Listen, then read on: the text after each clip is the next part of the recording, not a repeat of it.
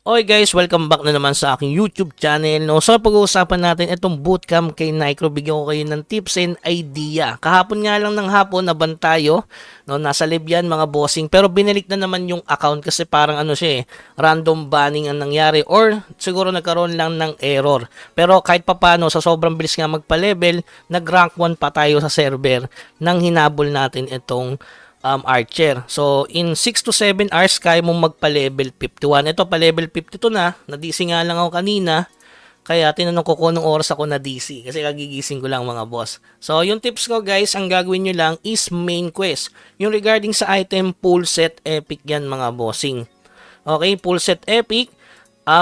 Syempre, ito is nakukuha lang naman dito sa shop. Pwede mo siya bilhin. Ayan. 2 piraso. So, unahin nyo dyan yung syempre yung accessory or kaya weapon, 2 weapon tapos accessory muna.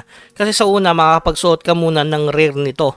Tapos, every level, magbubukas ka ng box, yung which is, ito, pag binuksan mo ng binuksan yan, paganda ng paganda yung makukuha mong reward. Sample, kapag 53 ka na, makukuha mo to. Tapos, pag 55 ka, ayan, instant agad na rare pet. Tapos, kapag naman level 55, may 2 epic weapon style or mount na pwedeng maging legend.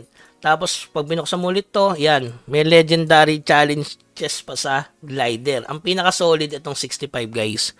Kasi katulad nito, may 4, may farm port class advanced na materials. Which is wala ko nito guys sa main ko. No? So, ang kinaganda din sa bootcamp, meron silang skill which is ano ba yung pipiliin nyo? Syempre piliin nyo yung mahal sa market. Like example, piercing arrow or erosion. Piercing arrow kasi ito guys napupulot to sa mga bago, sa mga malalakas na mobs. Kaya check nyo muna dito sa market kasi hindi ko kabisado yung mga skill ng ng mga ibang classes, no? Yan, piercing arrow. Kung makita nyo dito guys, mahal siya. Ayan o, 4K compare dun sa erosion. Ayan. Para naman siguro ng damage yan, pero yung kamahalan kasi, 'di ba? Unahin mo na syempre yung mahal. Katulad sa Twin Sword, halimbawa, Twin Sword double slash yung mas mahal kaysa dun sa Mark of Pain. Yun ata yung pagpipilian mo sa Ayan, double size 1.6 yung Mark of Pain. Hindi ko alam kung pareho lang ng presyo. Yan, 1.2. Yung spiral ng ng spear. Yan. So mas mahal 'to.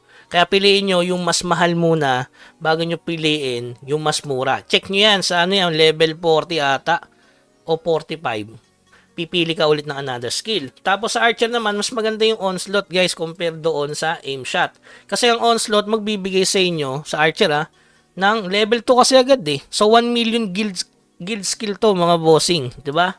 Tapos doon sa beginner skill or say skill na merchant, wag kayong bibili ng kung Archer kayo guys. Maging maingat kayo, maging maingat. Wag niyo nang bilhin yung huwag nyo nang bilhin yung rare skill, tenacity na lang, yung 9M. Kasi, ako sumobra ako kasi bumili ako ng isang rare skill, which is sobra-sobra kasi yung ibibigay na skill dito sa sa bootcamp. Pero sa ibang class kulang. So, isipin nyo muna kung ano yung bibili nyo guys Sa Archer, wag na kayong bumili ng rare skill na 9M. Tenacity lang.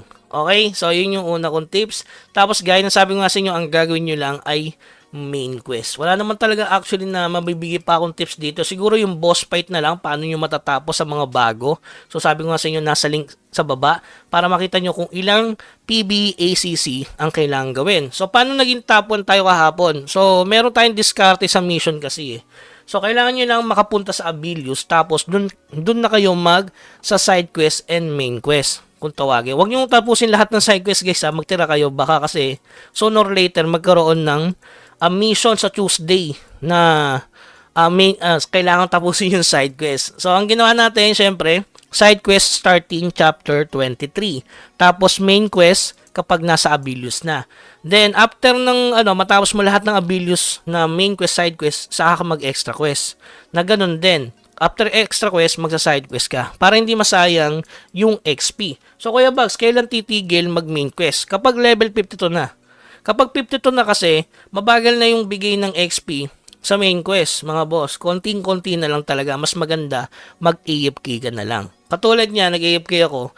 Ilang percent ba ito kapon? 70%. So, naka 21% ako. Ang problema lang kasi, iko-content ko sana kung ilang percent yung XP. Kaso na-DC yung karakter ko. Nakaganto kasi pero na-DC siya.